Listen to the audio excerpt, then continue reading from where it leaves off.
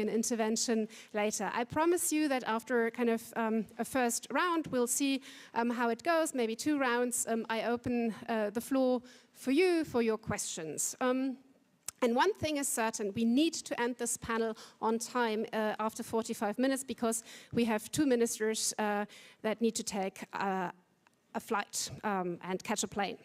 So I start with Robert Dussey, Minister of Foreign Affairs, Cooperation and African Integration of the Togolese Republic. I'm very happy to have you here. And maybe coming back to the topic of our panel, fostering stability in the Sahel, maybe I could start by asking you, what do you, from your perspective, see as the biggest threats actually to stability and security in the region?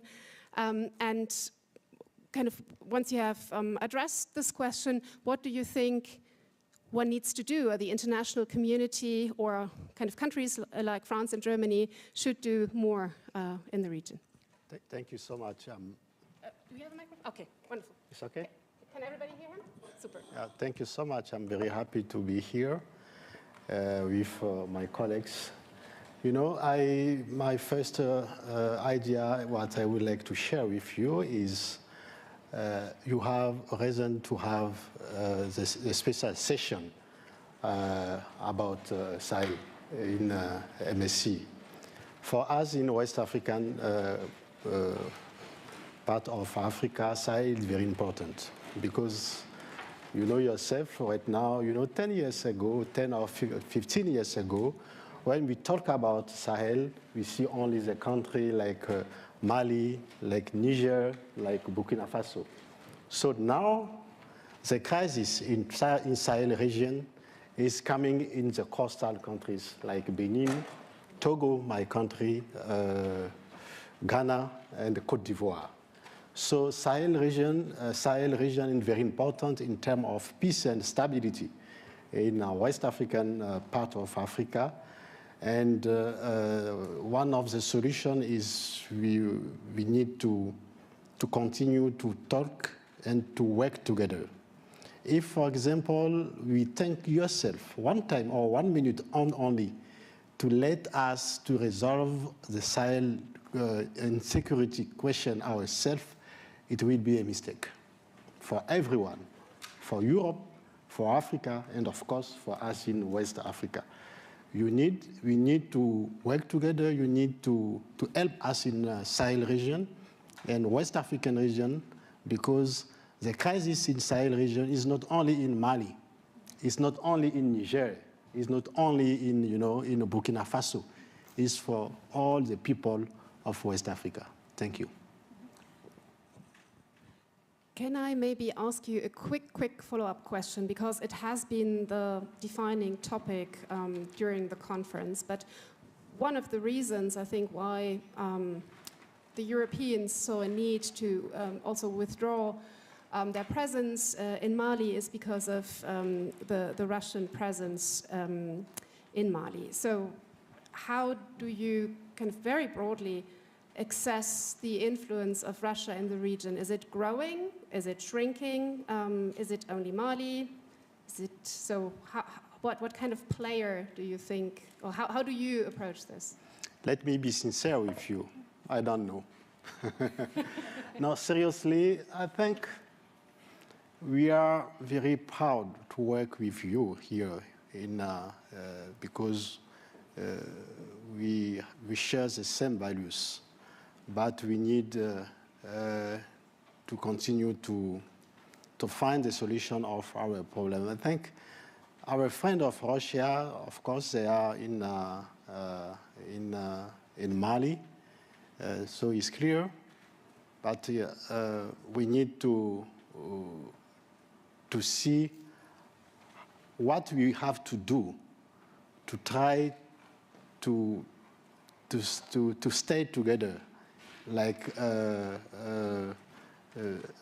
block, like block in our region, and also to open our mandate about the diversification of our cooperation. This question is very delicate question. It's very sensitive question for everyone. So I think I don't have a solution, but I can assure you that we don't have some group, non-official group in our country, Togo. We are working clearly with you, with USA, with Russia, with Ukraine, with all the countries like your country in Germany. Thank you. Thank you very much. Over to Minister Ousmane Kane, who is Minister for Economic Affairs and Promotion of Productive Sectors of the Islamic Republic of Mauritania. Maybe the same initial question to you. What would you identify as the main causes for instability and insecurity? Where do you think is the biggest problem right now in the Sahel region? Merci beaucoup. You allow me to speak in... I hope I can speak French. Donc I'm going to speak French. First of all, I'd like to join my colleague, Robert Dussey, and thank the organizers of this conference for having introduced the topic of Sahel at the security conference in Munich, because it's a hot topic. It's a preoccupation not only for the population of Sahel, but the entire world. Mauritania has taken stock. It's analyzed the causes, the root causes of terrorism in the region. On the basis of this analysis, it decided to launch into a strategy of fighting against terrorism. And in fact, we have managed to conquer. Of course, it's not a definitive and final conquest, but every time we actually manage to regain territory, this is due to the determination of the Mauritanian government. And this was developed in Dakar in 2019 by the President Maswani of Mauritania. I can share this speech, this text of the strategy of our country with you. And because the root cause is poverty. Climate change is another cause. Even though some people wanted to give it a religious interpretation, but the main reasons for insecurity is the climate change and poverty, which is the consequence of climate change. So we need to find the right tools to combat poverty, and this is why collectively we reach out to you. Please help us combat poverty. And so the Sahel Alliance has been a rather theoretical response to this appeal that we launched into, and we're now expecting concrete results after such a theoretical response. This floor, I think it's super important. So you're an economic expert, you work on economic matters professionally. What do you think could the international community, or maybe especially the European Union, do more or do better when it comes to economic cooperation? Is there some untapped potential, some things that you here in Munich want to basically say to European leaders, what they can do to help you and to foster economic progress, prosperity? Vous savez, quand on écoute... You know, when listening to the leaders of the world, I believe that they have understood what this is all about. In 2021, there was a big conference in Paris, and $16 billion were pledged back then. And of course, it's about countries affected by droughts and terrorism. So, of course, people are aware that this is a problem of poverty and it is due to climate change. But when you listen to the leaders of the world talking about climate change, they put in place, so they set up climate funds that are destined to these countries. the IMF also got involved, so they are well aware of what is going on. But still, the situation is devastating, and is nothing more devastating to just pronounce promises and not keep them. So what I call upon leaders to do, leaders that gathered in Munich or elsewhere, is to keep their promises. So we don't even ask for more than what was promised, but we ask them to keep their promises. I think is a fair request to keep your promises.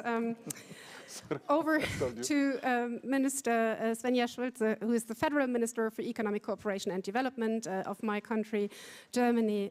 Minister, maybe also to you the question, when you listen to your fellow ministers from the region, what do you think Germany should do to help, especially looking at the broader picture, not just kind of fighting terrorism kind of militarily, but also kind of to basically to have the whole picture, kind of to prepare the ground for just a better living in the region?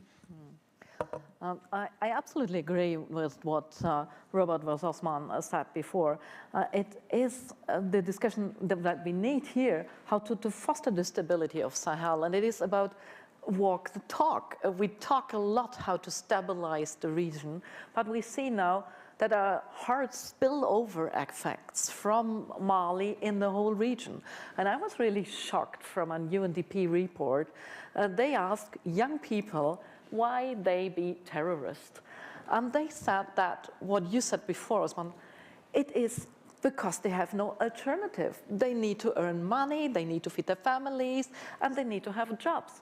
And we talk a lot about that, but I think now we need to do more to deliver that, to bring economy forward, to help to get jobs there, to reduce poverty, to deal with climate change, because that is a problem in that region. The agricultural system need to change in a way that is able to be more resilient with all the shocks that are coming. And it's not just one shock. We see a lot of shocks in parallel now, and dealing with that is really hard. And so I think that the Sahel Alliance need to do more and I say that also for Germany, when we reduce our military engagement, we have to enhance the development engagement.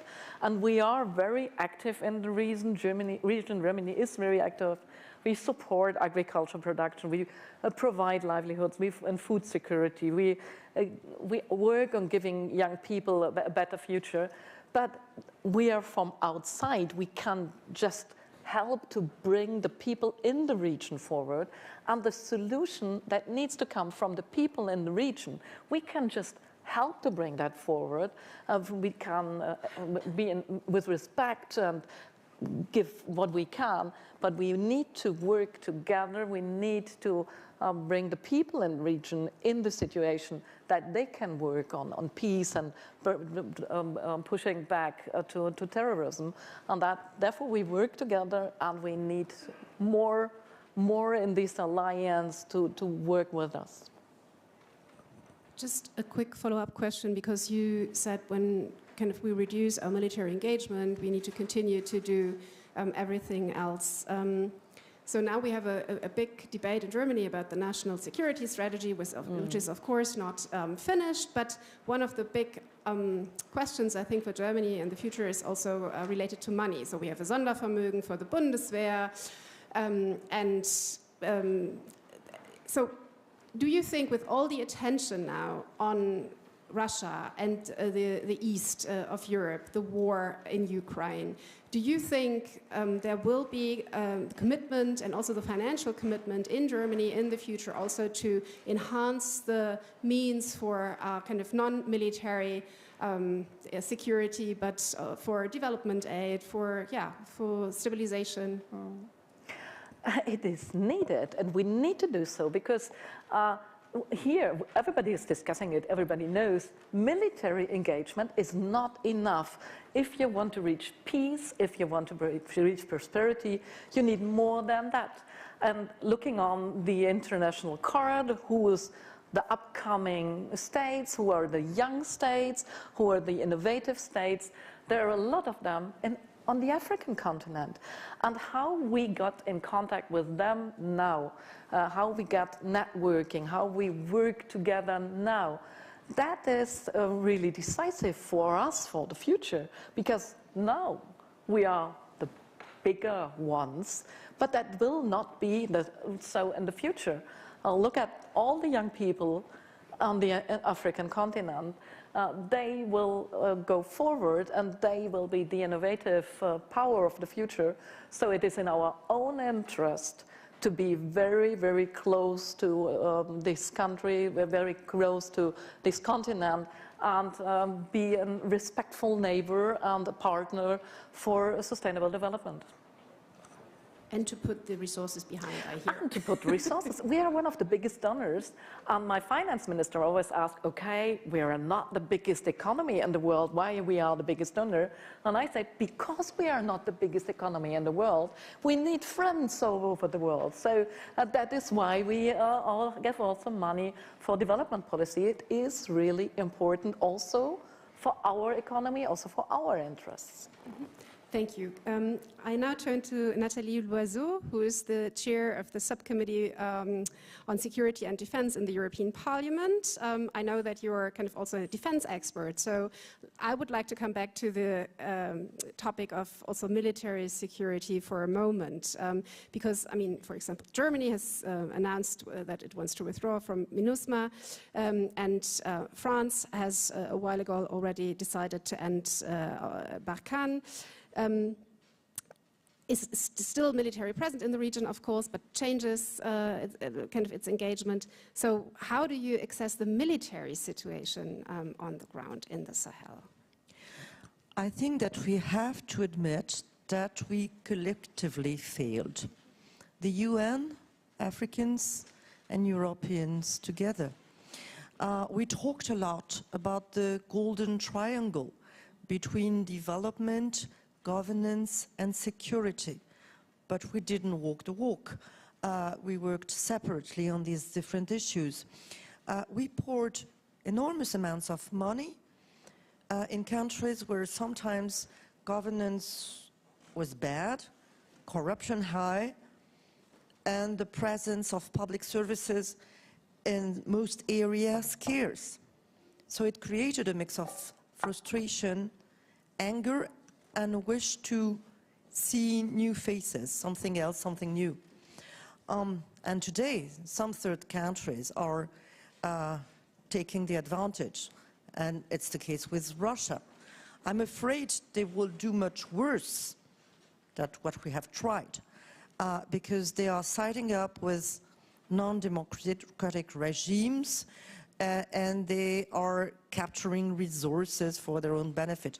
I'm not certain that they are focusing on peace and conflict resolution, but more on influence and benefits from their presence. So what can we do? There are good examples, good practices, good stories. Mauritania is one of them. I fully agree with what you said earlier. Having the presence of public services throughout a territory, it's a starting point. Niger is another interesting example. You have a democratic state. You have dialogue between ethnic groups. And you have a partnership between Niger and international partners. Germany, Italy, the US, France. It's a respectful partnership where Niger takes decisions and we support them for implementing decisions. And I think we have been naive. We have, for instance, done training missions without providing military equipment. And when it comes to military, I mean, hard power is hard power. If you don't provide weapons, if you don't provide ammunitions, exactly what we are doing right now with Ukraine, you're not really helping your friends and partners. But coming back to the military, you said that what has been done, especially also by the EU, kind of, the EUTM Mali, for example, the idea to train and equip was not that successful. And yeah, I already mentioned Barkhane, for example. But how important do you think it is for the EU also to remain somewhat military engaged, to cooperate, to train on better conditions? Or do you think, what can we do better if it was up to you to decide what the EU could do in the future? Well, it's a little bit up to the members of the European Parliament to give indications. I think this integrated approach where we help our partners if they wanted to, and if it comes from their own requests, to strengthen governance and presence of public services, to reform security sector, because very often when you ask young people why they join military groups, not necessarily all terrorist groups or jihadist groups, at least armed groups, it's because they want to have a living. But it's also because in their villages, they have not seen the trace of police acting or judiciary present and protecting civilians. And sometimes they are ready to accept that an Islamist leader would impose Sharia just because it provides with some sort of rules. So we have to be present in these sectors. Civilian missions of the European Union can be tremendously helpful if they are well staffed, they have the appropriate methods. And on military, training must come with equipment. I said it already. What we have achieved with European Peace Facility, we have to extend it when it's workable. We are doing it, for instance, right now in Mozambique, and I think it's helpful. We are starting to do it in Niger, and I think this is exactly what is needed, because you cannot train people and tell them, now go to Russia to get your weapons. This is not the way it works. Thank you. I would like to turn to Abdou Abarry now, Special Representative for Central Africa and Head of the United Nations Regional Office for Central Africa. And maybe I could, since it is a UN mission, come back to MINUSMA, to you for a moment. Just asking you, how do you see the future of the mission? Can the departing troops be replaced without putting the mandate at risk? Do you think the mission can be sustained? That would be my first question. Merci beaucoup. Thank you. Je ne sais pas si j'ai bien saisi votre question. United Nations perspective, how you see the future of the MINUSMA operation. The MINUSMA. Oh, okay. Merci beaucoup, Madame. Thank you. I'm the special representative for Central Africa of the UN. But since I come also from Niger, I would like to talk about the entire region, Western Africa. This is the peacekeeping mission, UN.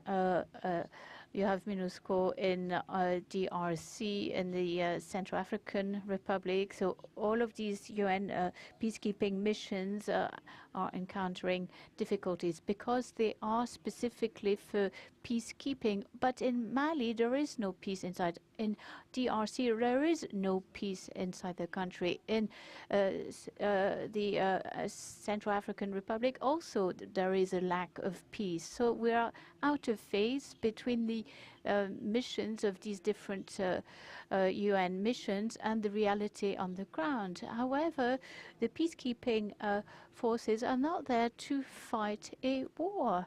So they are on grounds where the security situation is degrading day by day. In Mali, 2 years ago, it was a Security Council mission. The 15 members went to Sahel, to Mali and Niger, my own country.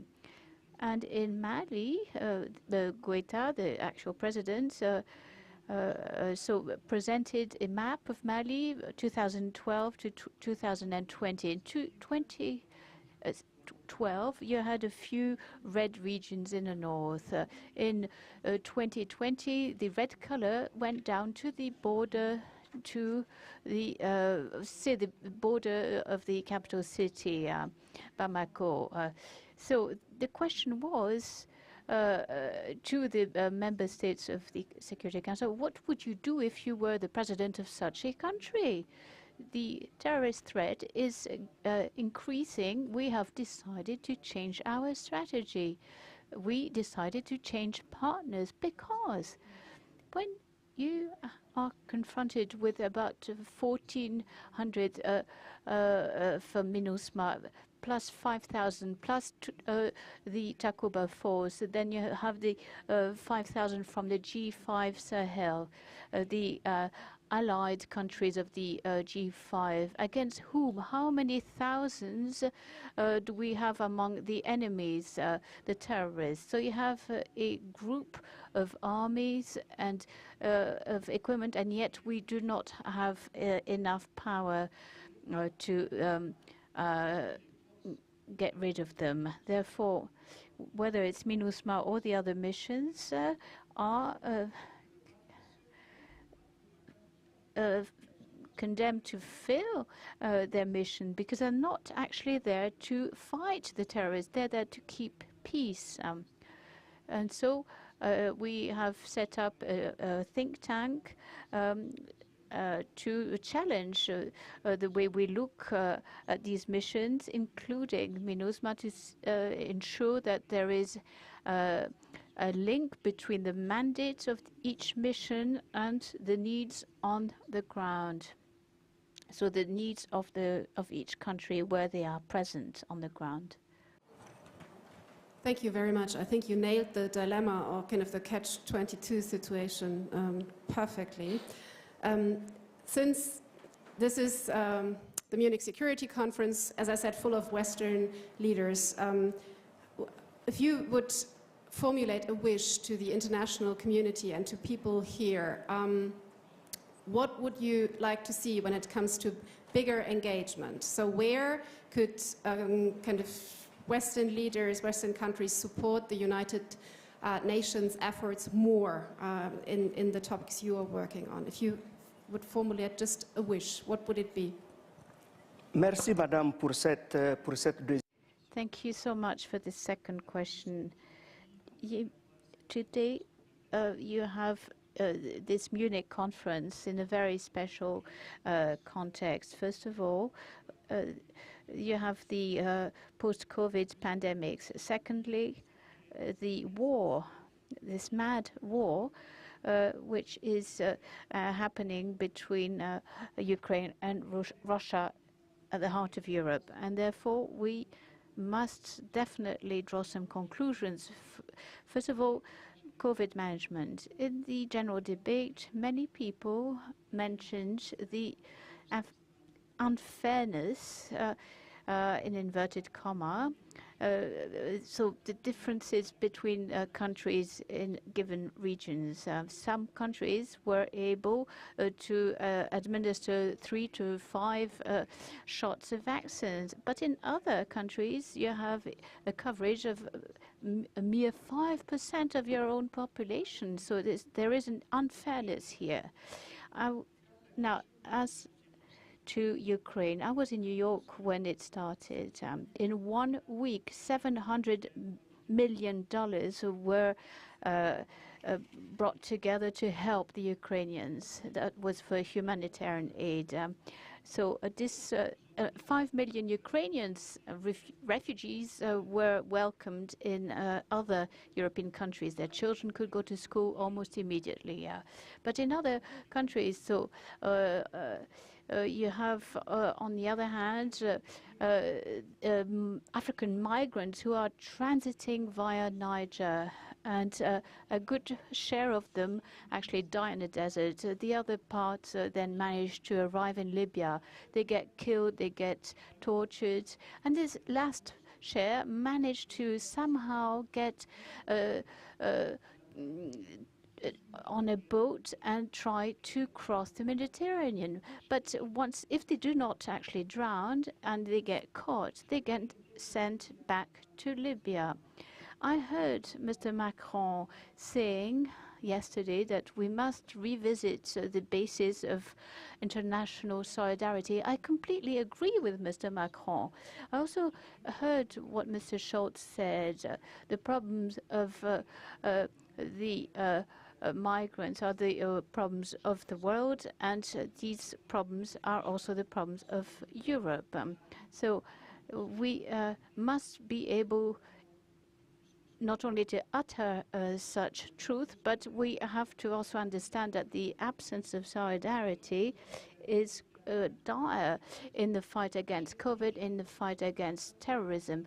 I was the representative of Niger at the Security Council the past 2 years. We mobilized $413 billion in order to finance the military forces of G5 Sahel, but we did not actually manage to actually get $400 million.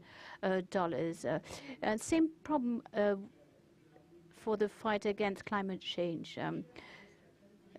With some colleagues present in this room, we saw that the climate fund, which was earmarked for Africa. In fact, only 6 countries have access of the African countries, and we are 54 countries on the continent have access to the climate fund. So we must have a greater commitment and engagement in the Sahel region and the rest of Africa in general. Reminder that kind of security is not only threatened in Ukraine, but also elsewhere, and a plea to do more and to not lose sight, and to also have other regions in mind. So thank you for the powerful reminder. I would like to open it up to you to questions, and to make it easier for you to come up with a question or to think about one. I have a first volunteer because the Munich Security Conference has this fantastic program, the Munich Young Leaders Program, and we have one of those emerging young leaders here with us, Yomna El Bakli, if I pronounce this correctly. She is an information analyst with the UN mission in South Sudan, and she has a question. And maybe you can she's sitting over there, and maybe you can also address the question directly to people on the panel. Sure. Okay, thank you. All right, thank you so much. Thank you all for your remarks, Excellencies, and I think you asked all the excellent questions, basically. But my question relates to the aftermath of the Russian-Ukraine war, actually, because when Russia loses the war, it's going to be isolated, it's going to be sanctioned, and it's going to look for like-minded countries in Africa, in the Sahel, to cooperate with. So my question is, are we going to see a comeback to the role of the West in Africa and the Sahel? I think you covered somehow this question, but also through cooperation with the AU, ECOWAS, and G5 Sahel particularly. Thank you. I think we collect questions because of the limited amount of time. So are there other volunteers, more questions in the audience? Somebody who wants to ask something? And could you please introduce yourself and maybe stand up so they can see you better? Of course. Thank you. My name is Nicola Reindorp. I'm the CEO of Crisis Action that builds coalitions to protect people from war. And we have the privilege of working with the People's Coalition for the Sahel. This is a coalition, I'm seeing nodding, this is very good, that is an unprecedented coalition in its diversity from the countries of the region, particularly Niger, Mali, Burkina Faso. It is women's groups, it is human rights organizations, it is humanitarian organizations from the region. 2 questions, I think, that we have, Crisis Action has supported the coalition to formulate its priorities of its messages to the governments of the region and their international partners. And one of the strongest messages has been, your challenge is not how many terrorists you kill. The measure of your success is, are we, as the people of the region, protected? The priority of the protection of civilians. And I wondered, Excellencies, if you would comment. We have had discussions about what is expected from governments of the north of Europe outside.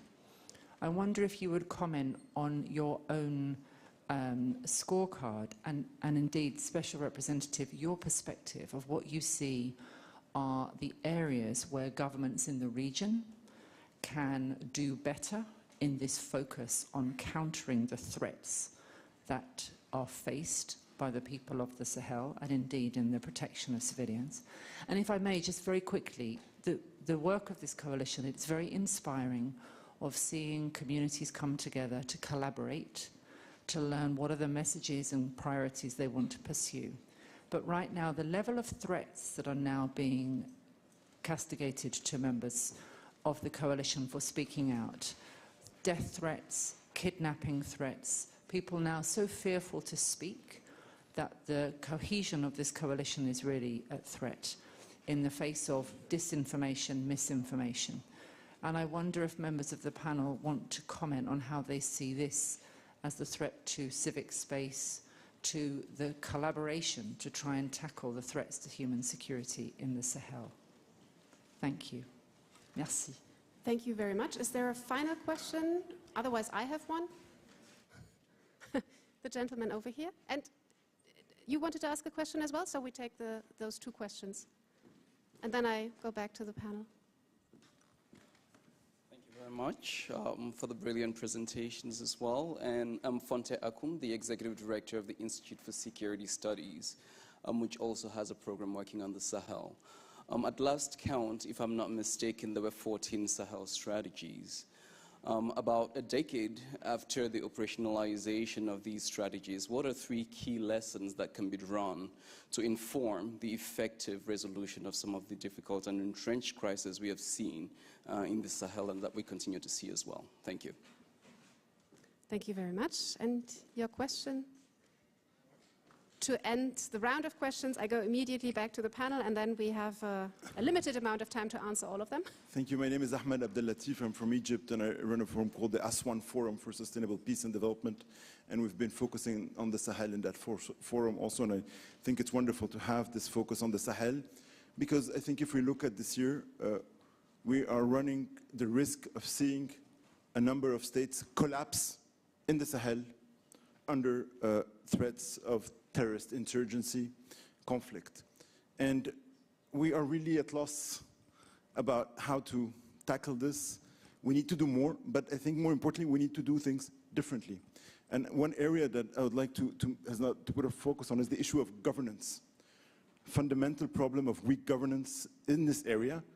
And I think when we talk about good governance, there's been a lot of emphasis on good governance, on democracy, which is very important, no doubt about that. But for that also you need effective governance. You need strong institutions, strong state institutions, and we need massively to invest in that, and that is not happening sufficiently. So I wonder if some reactions to that. Thank you. Thank you very much. I go back to the panel. I don't force you to answer each and every question, and I start with the 2 ministers who need to leave, because otherwise their staff will kill me. So I start with you, Minister Kane, and choose whatever question you want, and yeah, once you're gone, the others are left to answer those that are most difficult. Bien. D'abord, je remercie. First of all, I'd like to extend my gratitude to the persons that raised those highly interesting questions. I'd like to pick up on the last question first, on governance. And also linking up to what Ms. Loiseau said on this triangle between development, defense, and governance. It is essential. Each and every one of these points are crucial in order to bring about peace and security, in order to re-establish peace and stability. But there is no cause-effect relationship. So it's not just because there is corruption in a country that this will give rise to terrorism. But of course, you have to do away with corruption. Of course, there's dire need to establish good governance. And it's not just because there is poverty in a country that this gives rise to terrorism, but it's of course great to counteract this, to prevent this from happening. So you have to really issue very strong recommendations, and the G5 Sahel has been very well aware of that, and this was also the main objective of the G5 Sahel in order to preserve these three factors. I mean, they didn't all succeed, but I mean, it was the fruit of a thorough analysis to push things forward. Of course, this is a priority for our countries. Then there was a question raised on what are our expectations, our scorecards. A state, first of all, has to be able to manage its entire territory. And when one part of the territory is no longer under control of a state, the state has failed, that's for sure. So it's the first and foremost responsibility of a state to ensure that it can manage its entire national territory. And of course you have to, when managing a territory, you have to offer basic services, otherwise you will run into trouble.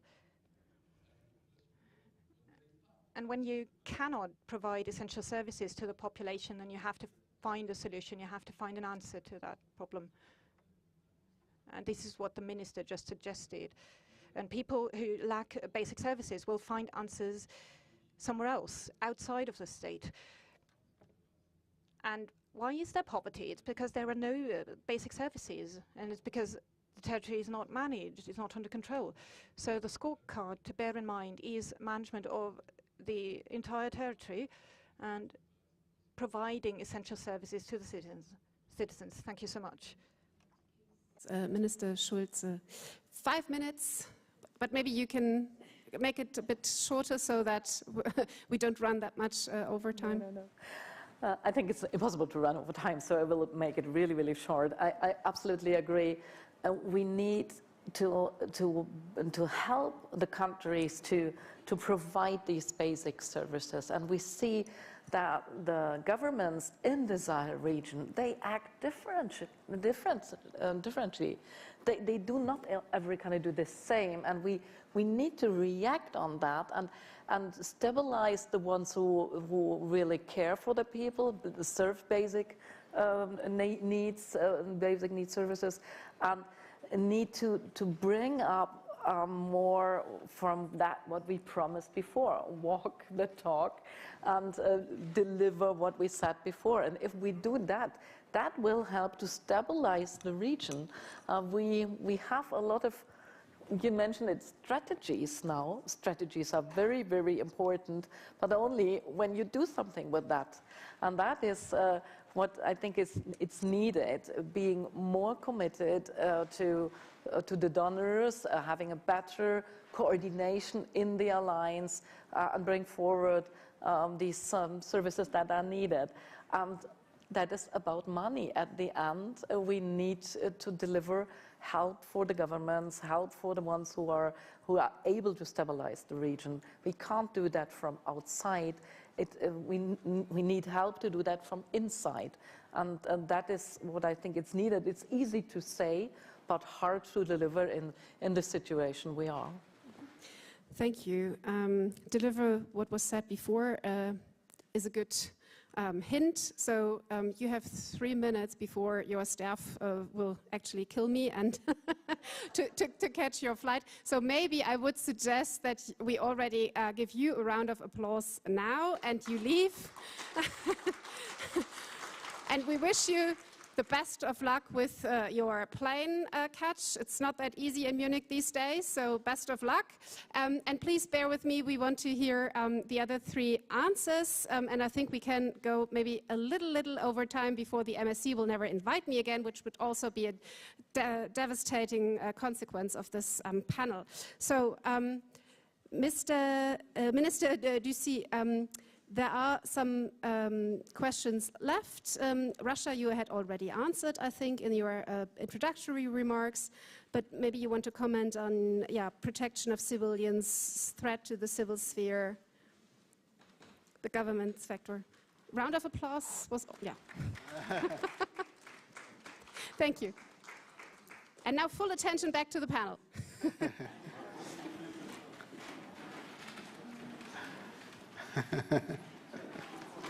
Full attention back to the panel.